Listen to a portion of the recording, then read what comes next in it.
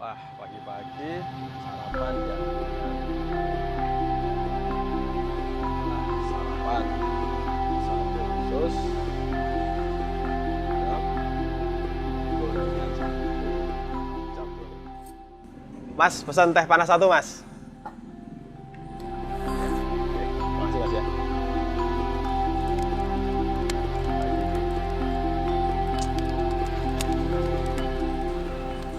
Ada Sobat Abdi Mas UMY. Assalamualaikum warahmatullahi wabarakatuh. Selamat pagi, salam sehat selalu Sobat Abdi Mas, dimanapun Anda berada. Pagi ini kami akan memberikan informasi ya terkait dengan pelaksanaan hibah pengabdian internal UMY tahun 2022-2023. Sebelumnya kami mengucapkan terima kasih sekali untuk periode kemarin ya, 2122. Kita keren banget nih, kita bisa tembus IKS kita. Sekali lagi kami dari LPM UMY mengucapkan terima kasih yang tak terhingga kepada Sobat Abdi Mas UMY. Nah, untuk tahun ini kita ada beberapa ya sedikit modifikasi ya. Yang dulu kita ada sekian skema, ada 7 atau 8 ya kalau salah ya. Nah, tahun ini kita hanya ada 6 Sobat Abdi Mas. Yang pertama kita masih ada ya dengan Persyaratan Muhammadiyah melalui PPM Muhammadiyah. Kemudian yang kedua kita pengabdian internasional kita pecah jadi 2. Keren banget nih. Ada PPM internasional yang QS 100 dan ada PPM internasional yang reguler. Dua-duanya harapan kami dilaksanakan di luar negeri semua. Terus yang ketiga kita ada PKM. Dulu ada PKM TTG, tahun ini nggak ada ya. Jadi semua kita lebur jadi satu di PKM saja. Kemudian bersama adik-adik mahasiswa yang lucu-lucu ya, yang selalu bersemangat. Nah, kita ada program KKN PPM. Dan terakhir bersama Desa Mitra, karena kita selalu berkolaborasi dengan pihak desa, kita tahun ini tetap ada teman-teman semua, Sobat Abdi Mas yang Anda berada, kita tetap ada program PPDM. Untuk lebih detailnya akan kami jelaskan berikut ini. Pelaksanaan pengabdian masyarakat di Universitas Muhammadiyah Yogyakarta berdasarkan Permendikbud nomor 3 tahun 2020 yang mengatur tentang standar nasional perguruan tinggi, di mana dalam Permendikbud ini mengatur standar nasional pengabdian sebagai berikut. Standar hasil pengabdian, standar isi pengabdian, standar proses pengabdian, standar penilaian pengabdian, standar pengabdi, standar sarana prasarana, standar pengelolaan, dan standar pendanaan atau pembiayaan pengabdian. Penyusunan hibah pengabdian masyarakat internal UMY berdasarkan IKS atau indikator kinerja strategis yang sudah ditentukan oleh pimpinan universitas, diantaranya adalah jumlah pengabdian per dosen per tahunnya adalah 1 judul, jumlah program pengabdian kepada masyarakat sesuai dengan bidang ilmu per dosen per tahunnya 1, persentase jumlah pengabdian kepada masyarakat yang berkolaborasi dengan instansi lain dalam atau luar negeri per prodi per tahun adalah 50%, besar dana pengabdian kepada masyarakat per dosen per tahun sebesar 5 juta rupiah, persentase dana pengabdian eksternal dari lembaga lain dari total dana pengabdian mencapai 20%, persentase dana pengabdian kepada masyarakat terhadap total dana perguruan tinggi sebesar 1%, pemeringkatan PTS versi Kemdikbud bidang pengabdian kepada masyarakat, targetnya ada di peringkat 5, persentase dosen melaksanakan kerjasama pengabdian kepada masyarakat dengan perguruan tinggi dalam negeri sebesar 20%, dan persentase dosen melaksanakan kerjasama pengabdian kepada masyarakat dengan perguruan tinggi QS 100 berdasar ilmu sebesar 10%. Adapun klaster topik bahasan pada pengabdian tahun 2022-2023 kita bagi menjadi 7 klaster. Yang pertama adalah peningkatan kapasitas kelembagaan publik, yang kedua kreativitas pendidikan dan pembelajaran di sekolah dan perguruan tinggi, yang ketiga kesehatan keluarga dan masyarakat, yang keempat kapasitas daya saing usaha mikro, kecil dan menengah dan badan usaha milik desa, yang kelima digitalisasi syiar Islam, keenam produktivitas dan daya saing industri pangan, dan yang ketujuh adalah sarana prasarana publik dan mitigasi bencana. Adapun skema pengabdian masyarakat yang kita adakan di tahun ini hanya ada 6 skema, diantaranya adalah PPM Muhammadiyah dengan anggaran 10 juta rupiah per proposal, PPM Internasional QS 100 dengan anggaran 30 juta rupiah per proposal, PPM Internasional Reguler dengan anggaran 20 juta rupiah per proposal, PKM dengan anggaran 15 juta rupiah per proposal, KKN PPM dengan anggaran 8 juta rupiah per proposal, dan yang terakhir adalah PPDM dengan anggaran sebesar Rp10.500.000 per proposal. Ketentuan gratis pengabdian kepada masyarakat diantaranya adalah yang pertama, usulan diajukan melalui simplitapnas.umy.ac.id. Kemudian template proposal dapat Sobat Abdimas download setelah mengisi step 1 sampai step 3. Kemudian grantis wajib mengunggah roadmap pengabdian pribadi. Kemudian grantis memilih klaster sesuai yang diinginkan. Setelah itu grantis dapat memilih skema yang akan dituju. Kemudian setiap grantis hanya boleh submit 2 proposal, yaitu satu sebagai ketua pada program KKN PPM, yang kedua adalah pada skema yang lain. Kemudian proposal yang wajib berkolaborasi dengan perguruan tinggi lain itu adalah semua skema kecuali skema KKN PPM. Adapun untuk pelaksanaan PPM internasional baik yang reguler maupun yang QS 100 ini wajib ada penyelenggaraan kegiatan di luar negeri. Kemudian grantis wajib melampirkan foto kegiatan dan foto serah terima barang pada laporan akhir. Kemudian harus ada luarannya. Kemudian ketentuan luaran ini meliputi ada video, kemudian publikasi media massa, dan publikasi di jurnal ataupun proceeding dari seminar nasional maupun internasional. Kemudian semua grantis wajib mengikuti dan mempresentasikan hasil pengabdiannya pada webinar Abdimas 6 yang besok insya Allah akan kita create menjadi seminar internasional pertama. Kemudian penggunaan anggaran dapat Sobat Abdimas rinci sebagai berikut. Yang pertama adalah biaya operasional program itu antara 30-40%. Kemudian hibah yang diberikan kepada masyarakat itu antara 30-40%. Kemudian honorarium pengabdi di sini boleh ya menganggarkan sebesar 30% saja. Adapun untuk penganggarannya mohon diperhatikan karena jika Sobat Abdimas memasukkan komponen sewa menyewa maka nanti akan muncul pajak pasal 23. Kemudian untuk pencairan sisa anggaran atau yang sebesar 30% tentunya setelah semua luaran wajib sudah terpenuhi dan sudah menyampaikan laporan akhir. Penjelasan masing-masing skema adalah sebagai berikut. Untuk PPM Muhammadiyah, di mana tujuannya adalah 1. Mengembangkan PCM, PRM ataupun PRA menjadi mandiri secara ekonomi dan sosial. 2. Membantu menciptakan ketentraman dan kenyamanan dalam kehidupan bermasyarakat. 3. Meningkatkan keterampilan berpikir, membaca dan menulis atau keterampilan lain yang dibutuhkan anggota PCM, PRM maupun PRA. Adapun luaran wajib dan luaran tambahan ini adalah sama Sobat Abdimas bagi semua skema yang ditawarkan tahun ini. Luaran wajibnya yang pertama adalah 1 artikel ilmiah yang dipublikasikan di jurnal nasional atau internasional, atau publikasi dalam proceeding yang merupakan hasil dari seminar nasional maupun internasional. Kemudian yang kedua 1 artikel pada media massa nasional. Yang ketiga, video kegiatan yang ini akan diupload di kanal YouTube-nya LPM. Yang keempat, peningkatan keberdayaan mitra sesuai permasalahan yang dihadapi. Untuk luaran tambahannya, yang pertama adalah hak kekayaan intelektual, yang kedua adalah produk terstandarisasi, yang ketiga adalah produk tersertifikasi, yang keempat adalah mitra berbadan hukum, yang kelima adalah buku, yang keenam luaran iptek lainnya, dan ketujuh adalah pemakalah di forum ilmiah.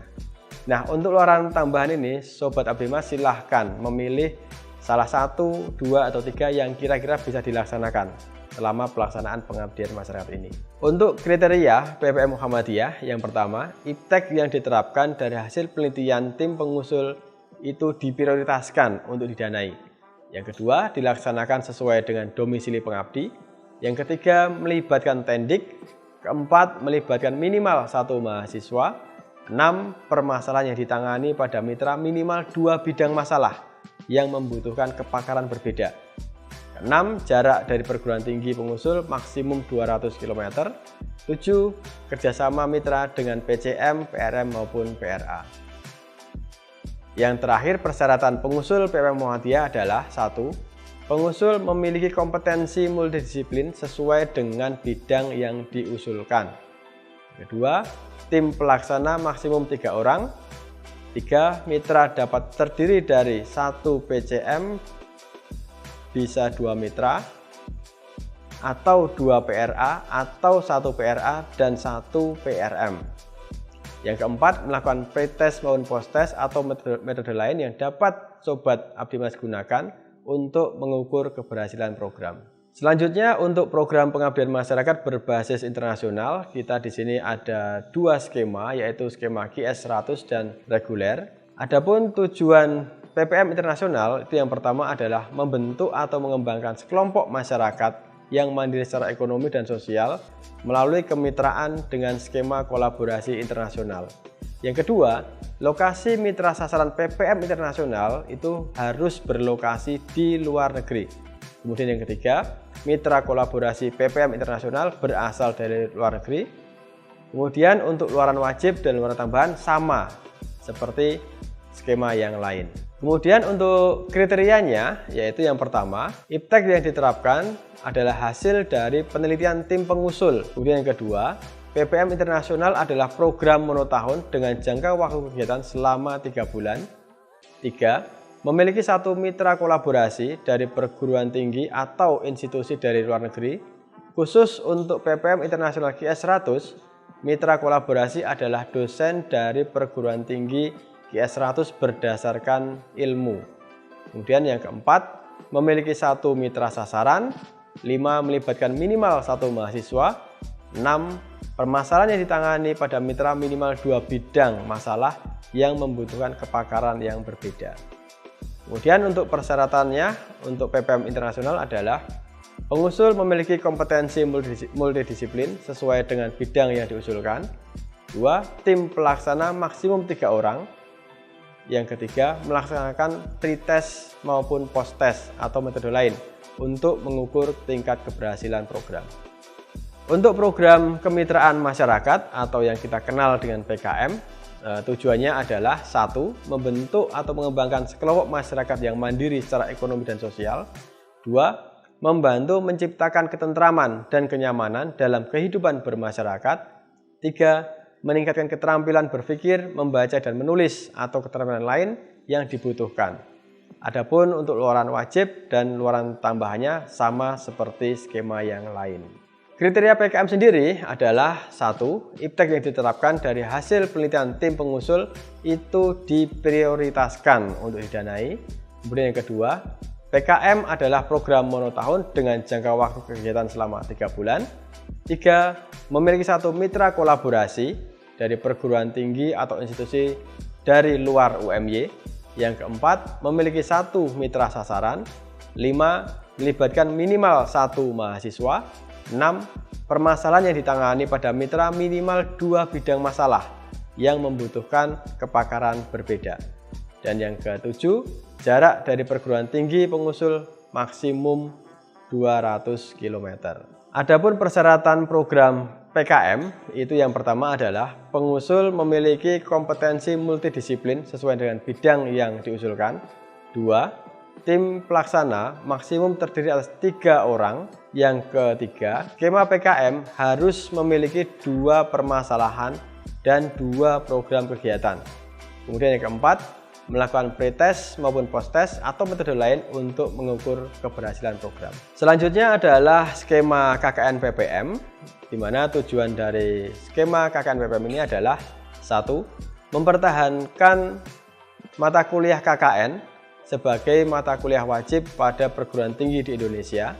2, mengubah pelaksanaan program KKN PPM dari paradigma pembangunan menjadi paradigma pemberdayaan, mengembangkan tema-tema KKN PPM dengan konsep co-creation, co-financing, dan co-benefit. Yang ketiga, hilirisasi hasil-hasil riset dosen yang dapat diterapkan kepada masyarakat melalui program KKN PPM dan mengembangkan tema-tema KKN PPM yang bermitra dengan pemerintah dan dunia usaha. Untuk luaran wajib dan luaran tambahan sama dengan skema yang lain. Untuk kriteria KKN PPM sendiri, yang pertama, masyarakat sasaran program KKN PPM berupa komunitas. Yang kedua, tim pelaksana meliputi dosen pembimbing lapangan atau DPL dan mahasiswa. Yang ketiga, jumlah mahasiswa yang dilibatkan minimal 5 orang. 4. Lokasi pengabdian di wilayah Jawa Tengah dan DIY. Kemudian untuk persyaratan pengusul KKN PPM, pertama, tim pengusul berjumlah maksimum 3 orang. Kemudian yang kedua, melibatkan mahasiswa KKN. Yang ketiga, melakukan pre dan post test atau metode lain untuk mengukur keberhasilan program. Untuk KKN PPM sendiri perlu kami sampaikan, Sobat Abdimas, bahwa KKN PPM ini adalah program pengabdian dosen, bukan program KKN mahasiswa. Sehingga Sobat Abdimas wajib melaporkan kegiatan pengabdiannya dan dilarang keras melaporkan hasil kegiatan KKN mahasiswa. Yang terakhir adalah program pengembangan desa mitra atau kita kenal dengan istilah PPDM, di mana tujuannya adalah 1. Mengaplikasikan hasil riset unggulan perguruan tinggi yang sesuai dengan urgensi kebutuhan masyarakat desa. Yang kedua, memberikan solusi permasalahan masyarakat desa dengan pendekatan holistik berbasis riset multidisiplin. 3. Membantu program pemerintah dalam pembangunan masyarakat dan wilayah desa. 4. Membantu mensukseskan terlaksananya program RPJM desa. 5. Meningkatkan kemandirian dan kesejahteraan masyarakat desa. 6. Mempercepat pembangunan desa pada bidang secara berkelanjutan. 7. Memperkuat sinergi perguruan tinggi dengan pemangku kepentingan terkait dalam pembangunan desa. Dan yang ke-8, membentuk desa mitra sebagai salah satu model Science Technopark perguruan tinggi. Untuk luaran wajib dan luaran tambahan sama dengan skema yang lain. Kriteria PPDM yang pertama 200 km. Persyaratan pengusul PPDM: 1. Tim pengusul minimal berjumlah 2 orang.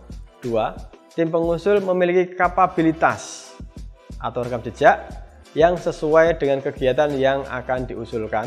3. Tim pengusul harus melibatkan mahasiswa, di mana jumlahnya minimal 1 orang mahasiswa.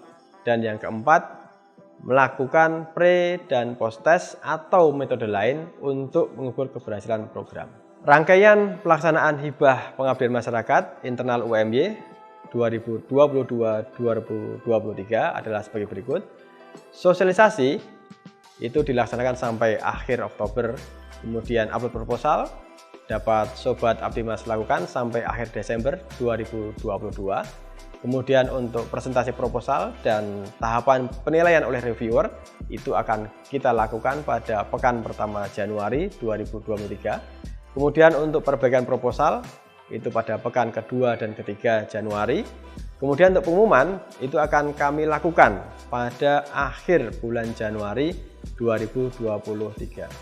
Untuk pelaksanaannya selama 3 bulan dimulai pada awal Februari hingga akhir April 2023. Kemudian untuk Monef Kemajuan sendiri itu akan dilaksanakan pada pekan pertama dan pekan kedua bulan Maret tahun 2023. Untuk upload laporan akhir dapat dilakukan mulai bulan Maret pada pekan ketiga sampai dengan pekan kedua bulan Mei tahun 2023. Kemudian untuk Monef laporan akhir dan penilaian reviewer akan dilaksanakan pada pekan kedua hingga pekan keempat bulan Mei tahun 2023. Untuk teknis pengisian pada simlitapmas.umy.ac.id akan dijelaskan lebih lanjut oleh Mbak Jenny dari Divisi Pengabdian Dosen Lembaga Pengabdian Masyarakat Universitas Muhammadiyah Yogyakarta.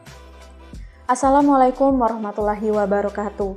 Perkenalkan, saya Jenny Kurata Ayun, staf Divisi Pengabdian Dosen Lembaga Pengabdian Masyarakat Universitas Muhammadiyah Yogyakarta. Saat ini saya akan menjelaskan mengenai tata cara penggunaan Simlitapmas. Yang pertama, Bapak Ibu bisa membuka website simlitapmas.umy.ac.id. Kemudian, Bapak Ibu dipersilahkan untuk login dengan memasukkan username dan password yang sudah dibuat sebelumnya. Setelah berhasil masuk, pilih menu utama di sebelah kiri website, kemudian pilih pengabdian. Setelah itu, pilih pengabdian internal dan dilanjutkan dengan memilih menu usulan baru pada poin pertama.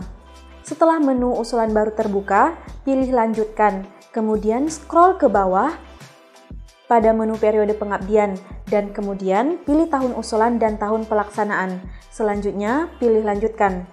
Setelah menu usulan baru terbuka, silahkan untuk menambahkan judul usulan pengabdian pada identitas usulan pengabdian. Kemudian dilanjutkan dengan pemilihan skema usulan pengabdian yang akan Bapak Ibu laksanakan. Penelitian yang digunakan maksimal pada tahun 2021 sampai dengan tahun 2022. Setelah pemilihan skema usulan pengabdian, silahkan klik lanjutkan.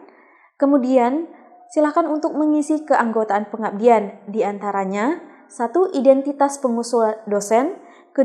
Identitas pengusul mahasiswa, dan yang ketiga, identitas pengusul tenaga didik. Setelah Bapak Ibu mengisi rangkaian identitas usulan, silahkan untuk mengklik substansi usulan. Kemudian scroll ke bawah untuk menambahkan luaran tambahan. Selanjutnya, Bapak Ibu memilih menu RAB pada poin yang ketiga. Klik tambah untuk pengisian RAB. Selanjutnya, Bapak Ibu dapat memilih dokumen pendukung pada poin keempat. Pilih data baru untuk menambahkan data mitra sasaran. Mengisi mitra kolaborasi. Mitra kolaborasi berasal dari perguruan tinggi lain. Dan dilanjutkan dengan mengunggah roadmap personal pengabdian. Selanjutnya, pada poin kelima, dokumen proposal, silahkan Bapak Ibu untuk mendownload template proposal pengabdian sebagai acuan pembuatan proposal. Setelah pembuatan proposal dilakukan, silahkan untuk mengunggah pada menu yang telah disediakan. Langkah terakhir, Bapak Ibu dapat memilih menu kirim usulan pada poin ke-6. Setelah informasi data usulan dikoreksi dan tidak ada perubahan, silahkan scroll ke bawah pada menu kirim usulan, kemudian klik kirim. Demikian adalah tata cara penggunaan SIM Litapmas. Apabila ada kendala, silahkan menghubungi kami, staf Divisi Pengabdian Dosen, Lembaga Pengabdian Masyarakat Universitas Muhammadiyah Yogyakarta. Terima kasih. Wassalamualaikum warahmatullahi wabarakatuh.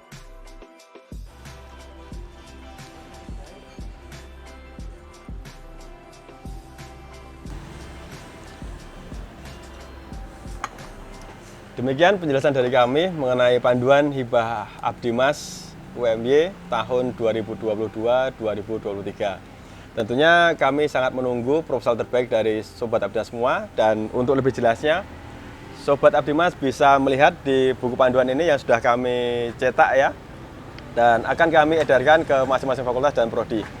Untuk lebih jauh lagi, jika ada pertanyaan silakan jangan ragu menghubungi kami di Divisi Pengabdian Dosen LPM Universitas Muhammadiyah Yogyakarta. Terima kasih. Assalamualaikum warahmatullahi wabarakatuh.